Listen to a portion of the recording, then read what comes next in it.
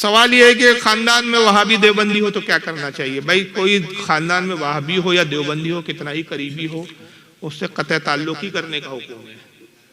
रिश्तेदारी का जो भी ताल्लुक है, याद रखिए ईमान से ताल्लुक है। अगर ईमान नहीं है तो फिर कोई ताल्लुक नहीं है। देखिए मैं एक आयत सुना देता हूँ आपको, अब इससे बड़ी दलील नहीं है कुरान में।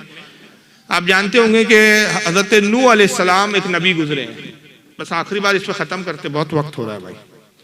नूह अलैहिस्सलाम नबी गुजरे, 950 साल उन्होंने तबलीग की। 950 साल में सिर्फ 83 लोग ईमान लाए, बाद रिवायत में 87 आया है। तो जब वो अपनी कौम से मायूस हो गए, अब देखा कि 950 साल में अब इससे ज़्यादा तो कोई ईमान लाया नहीं और अब ना लाने की उम्मीद नहीं है, तो उन्होंने अल्लाह की बारगाह में हलाकत की दुआ कर दी अपनी उम्मत के लिए। कहा परवरदिगार इन पे अजाब भेज दे। पानी का अजाब आया, अल्लाह ने कहा कि नूह कश्ती बनाओ और जो ईमान वाले उनको कश्ती में सवार कर लो। तो ईमान ना लाने वालों में उनकी बीवी भी थी, उनका एक बेटा भी था। बेटा होकर भी वो ईमान नहीं लाया, बीवी होकर भी वो ईमान नहीं लाई। अब बीवी से ज्यादा कोई करीब का रिश्ता है, मुझे बताइए आप, बोलिए। आप तो इसमें लगे ना, ये चचा है, ये ताया है, ये फुला है, ये फुला है। यहाँ तो बीवी है सगी। फिर बेटे से ज्यादा कोई रिश्ता है? बाप के लिए सबसे नजदीक का रिश्ता क्या होता है? बेटा और बाप का रिश्ता। बेटा ईमान नहीं लाया। जब बारिश हुई, तूफान आया, तो हुआ ये कि सब तरफ पानी ही पानी था, सिर्फ नूह अलैहिस्सलाम की कश्ती में जो सवार थे वही महफूज थे। तो बेटा भी डूबने लगा। तो नूह अलैहिस्सलाम को अपने बेटे पे रहम आया, तो कहा कि बेटा अब भी वक्त है, कलमा पढ़ ले, मुझे नबी मान ले, अल्लाह की वहदानियत का इकरार कर ले, कश्ती में आ जा। आज अल्लाह के फजलो करम से सिर्फ यही कश्ती है, जो इसमें सवार है वही बचेगा, जो इससे जुदा है, इसमें सवार नहीं है, वो हलाक हो जाएगा। बेटे ने कहा कि मेरे बाप, मैं ईमान तो नहीं लाऊंगा, वो ऊंचा एक टीला दिख रहा है, वहां जाऊंगा, वहां पानी नहीं आएगा। वो टीले पे चढ़ने लगा, बारिश बढ़ी, पानी बढ़ता रहा, पानी का लेवल बढ़ते बढ़ते टीले तक आया, आखिर में डूबने लगा। वो टीला भी पानी में डूब गया। तो जब डूबने लगा और गोते खाने लगा, बचने के लिए वो कोशिश में लगा हुआ है। हजरत नूह ने देखा तो बेटा था, मोहब्बत थी, रहम आ गया। आखिर तो अल्लाह को उन्होंने पुकारा। कुरान अजीम ने उस वाक़े को बयान किया। चुनांचे पारा नंबर 12 है, सूरह हूद है, आयत 44 और 45 है। रब इरशाद फरमाता है, वनादा नूह रब्बहू फकाला रब्बी इन्नी मिन अहली। अल्लाह फरमाता है, और नूह ने अपने रब को पुकारा और अर्ज की, ऐ मेरे परवरदिगार, मेरा बेटा, मिन अहली, मेरा घर वाला। दो रिश्ते बताए हैं वहां पर। नूह क्या कह रहे? मेरा बेटा, इन्नी बनी, मेरा बेटा, मिन अहली, मेरा घर वाला है। क्या मतलब था? ए परवरदिगार, मेरा बेटा है, बचा ले, मेरा घर वाला है, मेरा नसब हसब खानदानी इसी से चलना है। व इन्ना वादकल हक़्क़ु व अंत अहकमुल हाकिमीन, बेशक तेरा वादा सच्चा है मगर तू हिकमत वाला है, हुक्म वाला है, तो कादिर है मौला, मेरा बेटा है, बचा ले।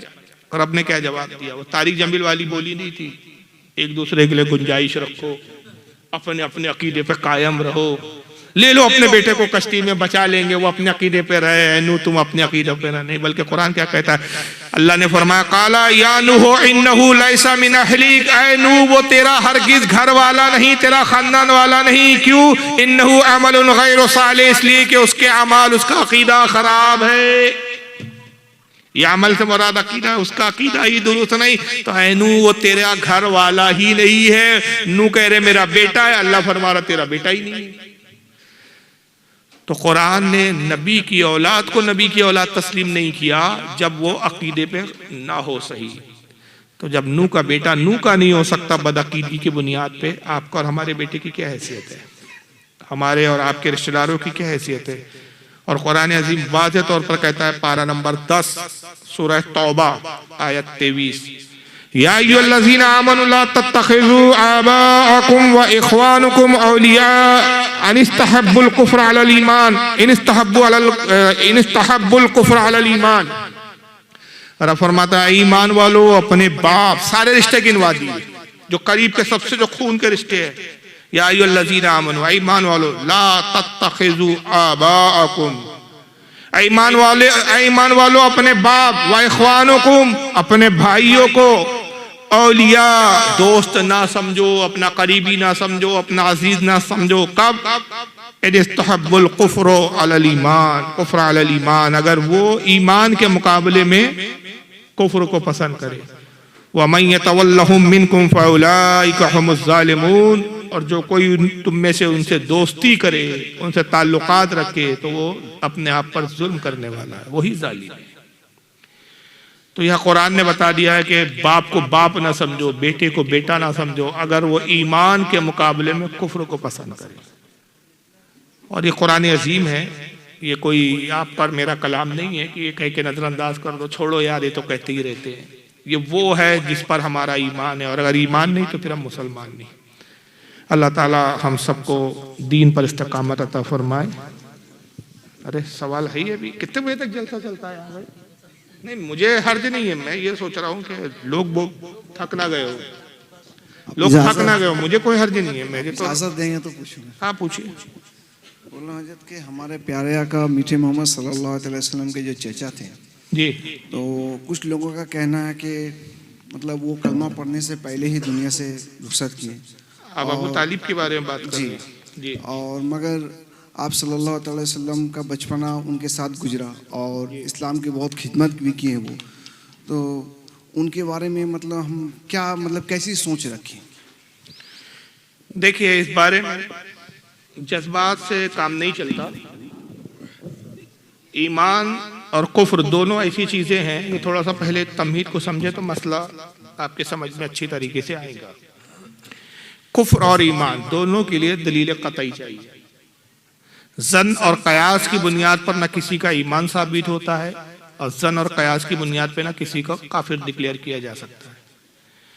कुफ्र के बारे में भी ये हुक्म है कि जब तक किसी का कुफ्र आफताब से ज्यादा रोशन ना, उसको काफिर नहीं कह सकते। ईमान के बारे में भी यह है कि जब तक उसका ईमान आफताब से ज्यादा रोशन और वाज़ेह ना हो, उसको मोमिन नहीं कहा जा सकता। इस ताल्लुक से अबू तालिब के कुफ्र और ईमान को लेकर उलमा में बाज़ाहिर इख्तलाफ है, लेकिन जमहूर का, जमहूर कहते हैं मेजॉरिटी, बड़ी तादाद और कसीर तादाद का ये मौक़िफ़ है कि अबू तालिब ईमान नहीं लाए, और उनके कुफ्र पर जो दलाइल है वो बहुत मजबूत है। कुरान से भी उनके कुफ्र के ताल्लुक से कुछ आयतें आई है, और हमारे यहाँ हदीस की जो मोतबर किताबें होती है, जो सबसे आला दर्जे की किताबें, जैसे बुखारी, मुस्लिम, तिरमिज़ी, अबू दाऊद, नसाई, इब्न माजा, मुस्नद अहमद, मुसन्नफ़ इब्न अबी शैबा, मुसन्नफ़ इब्न अब्दुर रज़्ज़ाक़, और तबरानी अल-माजुमुल कबीर, अल-माजुमुल औसत, शाइबुल ईमान, ऐसी कई किताबें हैं जो मुस्तनद हदीस की किताबें मानी जाती हैं।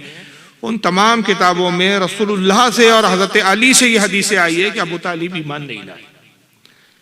अब जो उनके ईमान के कायल है वो कुछ वाक़यात की बुनियाद पर, कयास की बुनियाद पर, जन की बुनियाद पर, नुकात की बुनियाद पर कि ऐसा है तो ऐसा, उससे ईमान साबित करते हैं। लेकिन याद रखिए कि मैंने कहा जन और कयास पे ईमान साबित नहीं होता, बल्कि एक उसूल है मुहद्दिसीन के नज़दीक के रिवायत के मुकाबले में हिकायत काबिल कबूल नहीं। अब रिवायत और हिकायत का फ़र्क क्या होता है इसको समझ लीजिए। जैसे कि रिवायत उसे कहते हैं जो रसूलुल्लाह से आई हो, हदीस में आया हो। जैसे हदीस में आया, रिवायत में आया कि खड़े होकर पानी नहीं पीना चाहिए। एक मिसाल दे रहा हूँ समझाने के लिए। अल्लाह के नबी ने फरमाया खड़े होकर पानी ना पियो, यह है रिवायत। एक साहब कहे हमारे पीरो मुर्शिद खड़े होकर पानी पीते थे, यह है हिकायत। अब आप खुद बताइए कि कौल कौन सा हुज्जत बनेगा, रसूलुल्लाह की हदीस बनेगी कि पीर साहब का अमल बनेगा? रसूलुल्लाह की हदीस।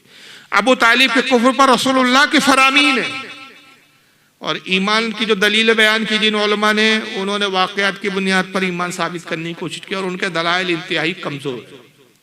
अब उतना वक्त नहीं कि इसमें मैं तफसीली गुफ्तगू करूँ, बस दो चार बातें मैं मुख्तसर अर्ज कर देता हूँ कि जैसे बुखारी शरीफ हमारे यहाँ कुरान के बाद सबसे मोतबर किताब मानी जाती है। उसके अंदर बाज़ाब्ता हदीस है कि जब अबू तालिब का इंतकाल होने लगा तो रसूलुल्लाह अपने चचा के पास आए, कहा चचा ला इलाहा इल्लल्लाह कह दे तो मैं तेरे ईमान का जामिन बन जाऊँ। यानी कि गुंजाइश दी अपने चचा को कि अगर मोहम्मद रसूलुल्लाह ना भी कहा तो मैं तब भी ईमान का जामिन बन जाऊंगा, और मैं अल्लाह से तेरे लिए हुज्जत कर लूँ। तो अबू जहल, उतबा, शैबा वगैरह कुछ मुशरिकीन इयादत के लिए आए हुए थे अबू तालिब के। जब हुजूर ने कहा तो अबू जहल ने मुदाखलत की और अबू तालिब से कहा कि अबू तालिब के अपने बाप दादाओं के मजहब को और दीन को छोड़ दोगे?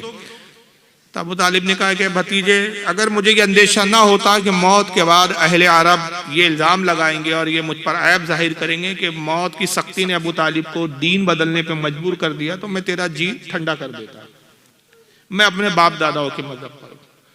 और उस वक्त उनका इंतकाल हो गया।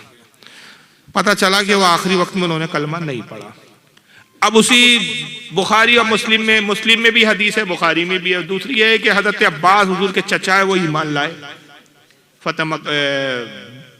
बद्र के वक्त उन्होंने अपने ईमान का इजहार किया, गज़वा बद्र में 2 हिजरी में।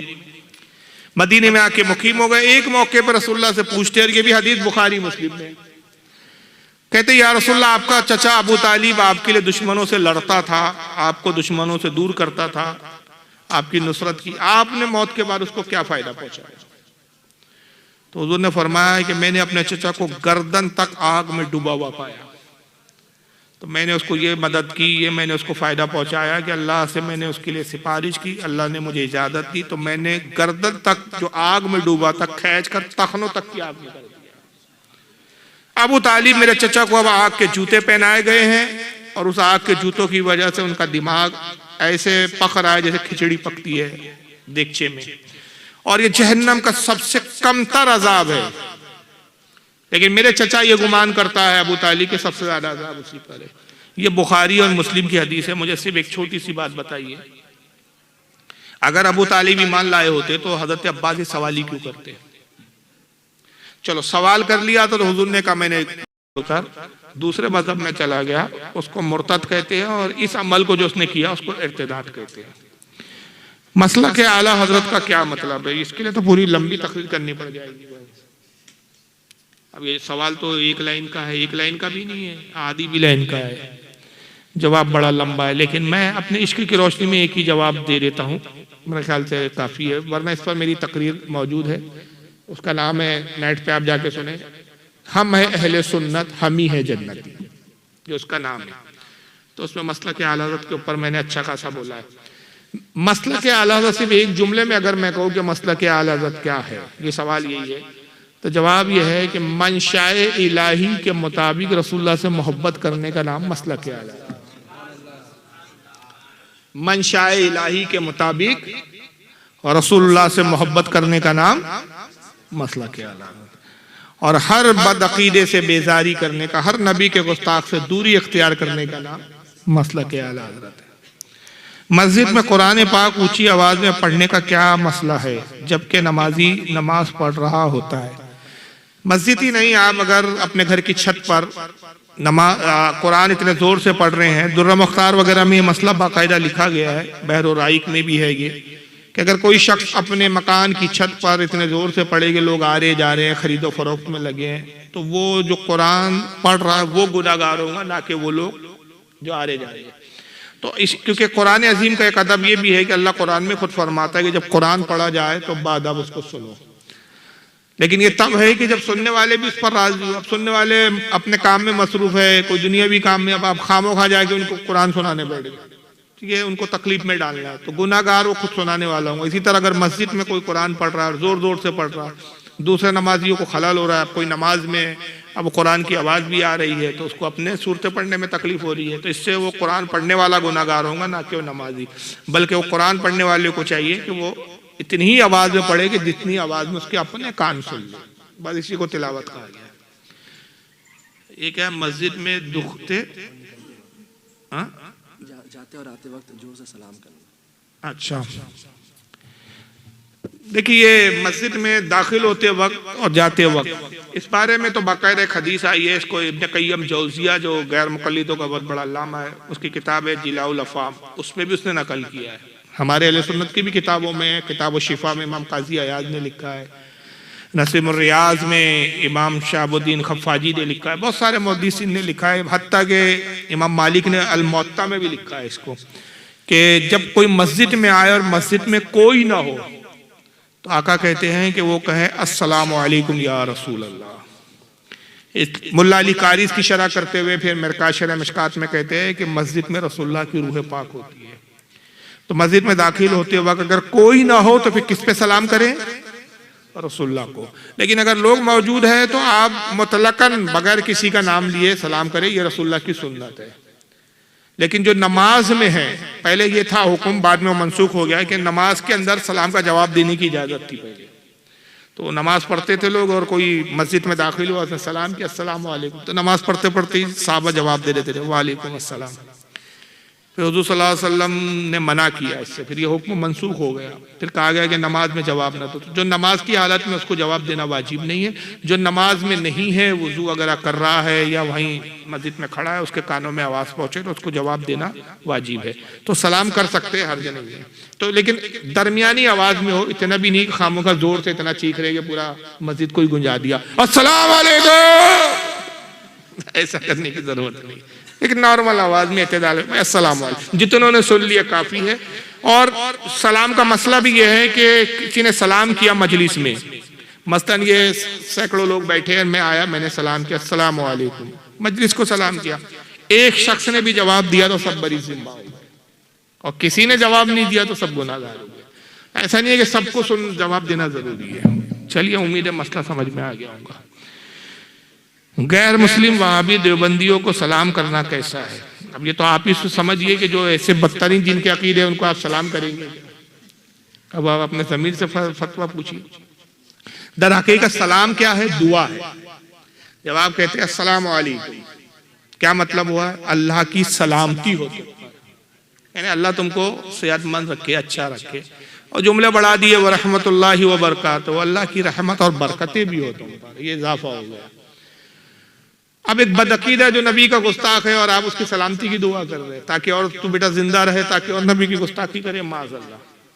तो बदअकीदे को सलाम करना जायज़ नहीं है। और जानते बूझते कि ये बदअकीदा है, मालूम है, और उसके कुफरियात, उसकी बकवासात, उसकी गुस्ताखी अभी अपने कानों से सुनी है, देखी है, सब मालूम होने के बाद उसको मुसलमान समझ रहे हैं और आप सलाम करेंगे तो फिर हुक्म बहुत सख्त लग जाता है।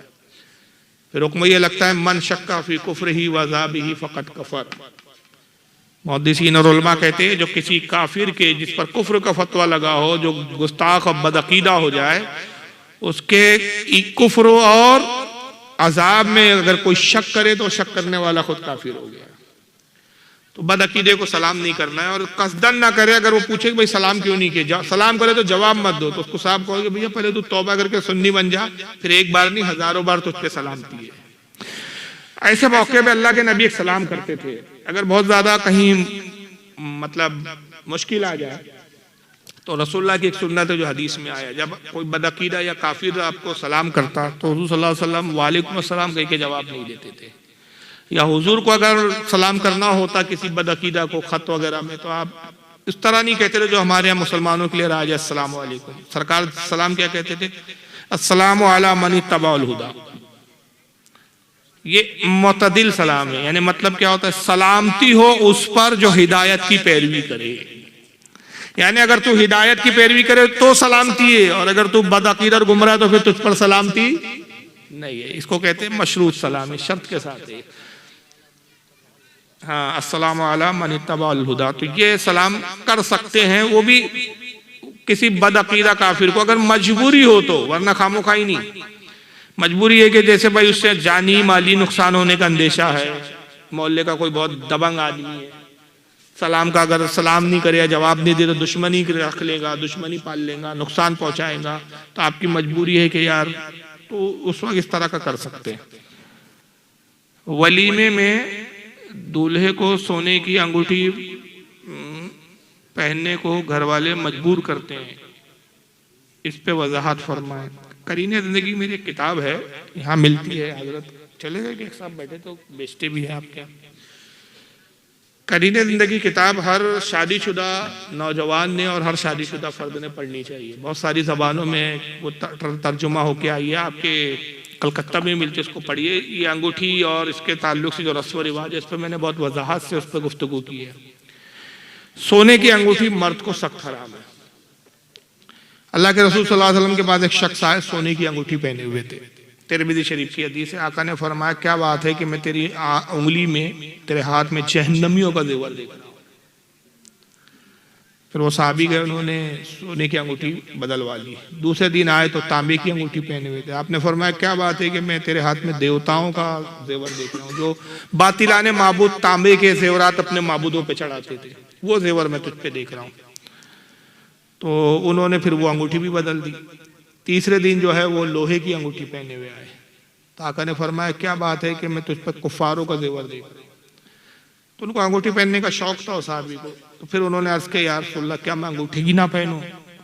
फरमाया अगर तेरा जी चाहे अंगूठी पहनने का तो चांदी की एक अंगूठी बना ले और 4.5 माशा से उसको जायद ना करना। 4.5 माशा कितना वजन होता है अभी मुझे एग्जैक्ट याद नहीं, किताब में वो कैलकुलेशन करके लिखा हो गया है कि कितने ग्राम होता है। हमारे यहाँ ग्राम चलते हैं, वो ग्राम में कितना होता है। चांदी की एक अंगूठी और एक नग की हो, कितनी हो? एक नग, उसमें नग भी 2-4 ना हो, ऐसी एक अंगूठी मर्द के लिए चांदी की एक अंगूठी एक नग वाली हलाल है। 2 चांदी की पहनना भी उसके लिए जायज नहीं, सोने की तो कतन हराम है। अलबत्ता औरतों के लिए सोने के जेवरात, सोने की अंगूठी पहनना जायज ही नहीं बल्कि मुस्तहब है। हजरत मौला अली फरमाते कि अल्लाह के नबी ने मुझे हुक्म दिया, कहा कि अली अपनी बीवी को हुक्म दो, अपने घर वालियों को हुक्म दो कि जब वो नमाज पढ़े तो जेवरात से अपने आप को आरास्ता करे, कि जो अल्लाह ने उसे जीनत दी है उसको अल्लाह ही की बारगाह में जाहिर करो। उम्मुल मोमिन आयशा सिद्दीका फरमाती है कि मैं मकरू समझती हूँ उस औरत की नमाज को कि जो जेवरात ना पहने और उसी तरह बेवाओं की शक्ल बना के नमाज पढ़े। तो किसी ने अर्ज किया कि उम्मुल मोमिन अगर कोई मिस्कीन और गरीब हो तो फरमाया कि कम से कम धागे का एक डोरा ही डाल ले। तो औरत का जेवर पहनना मुस्तहब अमल है और शोहर के लिए, शोहर को खुश रखने के लिए अगर वो सजती है धजती है, शरीयत ने सजने धजने से मना नहीं किया, फैशन से मना नहीं किया। उसी को अंग्रेजी में फैशन बोलते हैं, उर्दू में सजना धजना सवरना बोलते, उसी को इंग्लिश में क्या बोलते हैं? फैशन। अच्छा कपड़े पहनना, खूबसूरत दिखना। आला हज़रत फाजिल बरेलवी का रिसाला है इरफान शरीयत, उसमें फरमाते हैं कि औलिया इकराम की बाज अज़वाज ऐसी थी, बाज औलिया की, कि रोजाना अपने शोहर के लिए दुल्हन की तरह सजती थी, जैसे दुल्हन तैयार होती और अपने शोहर के करीब आती, हाजत वाला पाती तो उनकी हाजत पूरी करती, और देखती कि शोहर को कोई हाजत नहीं तो फिर वो अपने जेवरात वगैरह, मतलब वो जो उनका ज़्यादा जो होता था मेकअप वगैरह, उसको हटा कर दूर करके फिर वो इबादत में मशगूल हो जाती। तो औरतों को सजना संवरना ताकि उनके शोहर उनकी तरफ मायल रहे, ये भी औरतों के लिए नेकी बताया गया है। बल्कि ये कि औरत गंदी संदी घर में रहे तो इसको मकरू फरमाया गया। बल्कि उलमा यहाँ तक फरमाते हैं कि अगर कोई शोहर किसी दूसरी औरत की तरफ मायल हो जाता है और वो औरत घर में गंदी संदी रहती है कि मर्द की उसकी तरफ तवज्जो ही नहीं रहती है, इस तरह रहती है कि मर्द का मतलब उसको रग़बत ही ना हो, और वो शख्स भी किसी दूसरी औरत के साथ बदकारी करे तो उस गुनाह में उसकी वो बीवी भी शरीक है। कि अगर वो सज धज के संवरती, अपने शोहर को अपनी तरफ रिझा के रखती तो शोहर वो गुनाह की तरफ माइल ना होता। तो अगर माँ बहनें सुन रही हो तो जाने कि इस्लाम में जेवरात पहनने से, सजने से, संवरने से मना नहीं किया। सिर्फ मना क्या किया? किसी से बेपर्दगी से। अल्लाह ने फरमाया कि अपना सिंगार, कुरान में मफहूम आयत का, अपना सिंगार जाहिर ना करे सिवाय अपने शोहर हो। शोहर पर सिंगार जाहिर करे, गैर मर्दों के लिए सजना नहीं है। गैर, लेकिन अजीब मामला है, दूसरे मर्दों को दिखाना तो बड़ी सवर सज के जाएंगे, घर में वैसी एकदम सड़ी पड़ी रहेंगी। यानी मियाँ के लिए गंदगी है, दूसरों के लिए खूबसूरती है, साफ सफाई है जी। हाँ, सोना और चांदी 2 जेवरात औरतें पहन सकती है और सोने के अलावा दूसरे नहीं। आजकल वो एक क्या बोलते, मेरे को नाम नहीं याद है, हाँ? सिटी गोल्ड बोलते हैं आपके, हमारा उसका दूसरा ही नाम है, नकली सोने जैसा रहता है वो, क्या बोलते हैं? इमिटेशन इस टाइप का रहता है वो, औरतें समझती। हमारे कोई इसके लिए एक दूसरा वर्ड है बाकायदा। वो नकली जो जेवर होता है, जो सोने का नहीं होता, सोने की तरह दिखता है, या तांबा हो या पीतल हो या लोहा हो, इसके जेवर भी पहनना औरत को जायज नहीं है, बल्कि इस पर नमाज मकरूह तहरीमी है। अगर पीतल के जेवर पहन के नमाज पढ़ी किसी खातून ने, या क्या कहते हैं तांबे के या लोहे का जेवर है, तांबे का है, या वो नकली सोना जो एक अलग ही धात का आता है, इस पे अगर उसने नमाज पढ़ी तो नमाज को दोबारा लौटाना वाजिब है। नमाज वाजिबुल इआदा है, वो नमाज जिम्मे पर बाकी है। हाँ, सिर्फ सोना और चांदी 2 ही जेवर औरतों को जायज है। अंगूठियां जितनी चाहे सोने की पहन सकती है, 1 से ज्यादा भी पहन सकती है, लेकिन मर्द को सोना भी हराम। और एक हदीस में तो बल्कि यहाँ तक आया कि एक साहबी सोने की अंगूठी पहने हुए आए तो अल्लाह के नबी सल्लल्लाहु अलैहि वसल्लम ने उनकी अंगूठी की तरफ देखा तो उन्होंने अर्ज किया या रसूलल्लाह मैंने सोने की अंगूठी पहनी है। आपने फरमाया कि ये तुझे नहीं मालूम कि मर्दों के लिए मेरी शरीयत में ये हलाल नहीं। तो अल्लाह के नबी सल्लल्लाहु अलैहि वसल्लम ने जब उनको मतलब सख्त अंदाज में देखा, उन्होंने अपनी वो अंगूठी सोने की निकाली और उसको फेंक दिया। जब हुजूर वहां से उठ के चले गए तो एक साहबी ने कहा कि आपने उस अंगूठी को फेंक दिया, उसको उठा लीजिए, औरतों के लिए तो जायज है, आप अपनी बीवी को ही अंगूठी दे दे। तो साहबी क्या कहते हैं, जिस अंगूठी को रसूलुल्लाह ने नफरत से देख लिया, अब मैं उसको अपनी बीवी को भी नहीं पहनाऊंगा। तो साहबा का ये एहतराम था, रसूलुल्लाह से ये मोहब्बत थी। तो बहरहाल सोने की अंगूठी ना पहने। आज तो ऐसे भी है जो ज्यादा अंगूठी पहने वो हमारे यहाँ उतना बड़ा बुजुर्ग माना जाता है। 10-10 अंगूठियां लगी है, बहुत पहुंचे हुए बाबा है। अरे भाई एक के अलावा जायज नहीं है तो हाँ निकाला है क्या? अच्छा करींदगी से ही निकाले और कोई है? अच्छा चांदी की एक अंगूठी, एक ना वजन में 4.5 माशे 374 मिलीग्राम, 4 ग्राम 374 मिलीग्राम। देखिए वो 4-4.5 माशा जो मैंने बताया, उसका जो आज के हिसाब से जो उलमा ने हमारे कैलकुलेशन निकाला है वो 374 में, यानी 3.25 ग्राम की अंगूठी। और 1 ग्राम जो होता है वो मेरे ख्याल ग्राम तो 10 ग्राम का 1 तोला बोलते हैं हमारे यहाँ। हर जगह थोड़ा अलग अलग है कैलकुलेशन। 374 375 पकड़ लो, मोटा 3.25। तो ग्राम कितना हो गया टोटल? 4.5। चलिए इतना याद रखिए, अब वो बाद में आप कैलकुलेशन कर लेना, मैथमेटिक्स में मैं इतना माहिर नहीं हूँ। 374 मिलीग्राम चांदी की अंगूठी, इतनी मर्द को इजाजत है, उससे ज्यादा की इजाजत नहीं है। वल्लाहु आलम सुम्मा रसूल आलम। जी वही